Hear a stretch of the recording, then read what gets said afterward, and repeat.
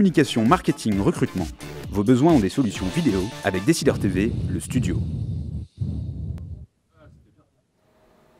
Bonjour, bienvenue à tous dans notre duplex bourse. On se connecte tout de suite à la salle des marchés de Bourse Direct et notre expert Guillaume Rozan. Bonjour Guillaume.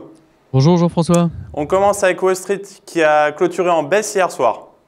Oui, alors très légère baisse, hein, moins 0,08% dans un volume qui est faible. Voilà quoi, faible et moyen, hein, donc il n'y a rien de dramatique. Très bien. Du côté de l'Asie maintenant, comment se portent les marchés? Et ben, cette nuit, on a cédé à Tokyo presque 1%, Shanghai qui perdait également 0,4% et Hong Kong en très légère baisse, hein, 0,02 de baisse. Un mot sur Paris maintenant. Le CAC démarre du bon pied ce matin. Ouais, alors actuellement, on est en hausse de presque 1% à 4490, en hausse de 0,90%. On a eu un bon chiffre à 11 heures provenant de l'Allemagne, de l'indice du climat des affaires, en hausse, hein, donc supérieur aux attentes. Donc plutôt bon pour le marché français également. Guillaume, attend-on des statistiques aujourd'hui? Oui, alors à 14h30, côté américain, on a les demandes hebdomadaires d'allocation chômage attendues en hausse à 310 000. Et puis les commandes de biens durables pour le mois de mars également attendues en hausse de 0,6% après une hausse de 0,1%.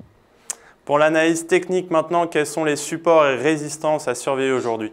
Alors là, on surveille les 4496 qui était le plus haut du 4 du mois en cours.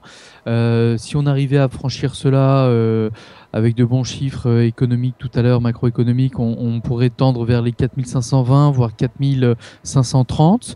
Et puis bon, tant qu'on reste au-dessus des 4445, on reste très positif sur le marché français. Au pire des cas, on aurait éventuellement un comblement du gap qu'on avait laissé le 22, donc c'était quoi? C'était il y a 2 jours, 4432, 4443, vous voyez, voilà. Du côté microéconomique, quelles sont les valeurs du jour? Alors, on a Technip qui a annoncé des résultats moins bons que prévus et pourtant la valeur gagne 7%. Alors pourquoi? Parce qu'elle dit qu'elle est très confiante sur ses résultats de 2014 et également que son activité subsea est en très forte expansion, donc avec des marges importantes. Donc le groupe, en communiquant là-dessus, laisse entrevoir vraiment une bonne reprise. Actuellement, l'action gagne 7% à 82 €. On parle également d'Alstom aujourd'hui. Oui, alors Alstom, toujours le dossier qu'on suit depuis un certain temps maintenant. On avait dit il y a déjà 3 semaines que la valeur était très très largement sous-valorisée par rapport à ses concurrents européens. Et là, ce matin, rumeur de General Electric qui ferait une OPA au cours de 30,5 €, alors qu'hier, on a clôturé autour des 24 €. Donc ce matin, le titre s'est apprécié de 18%, là on gagne encore 13%. Voilà, donc éventuellement une OPA à venir sur Alstom. Très bien, merci Guillaume pour votre analyse. On se retrouve demain pour un nouveau duplex. Très bonne séance à tous et à demain. Merci Jean-François, au revoir.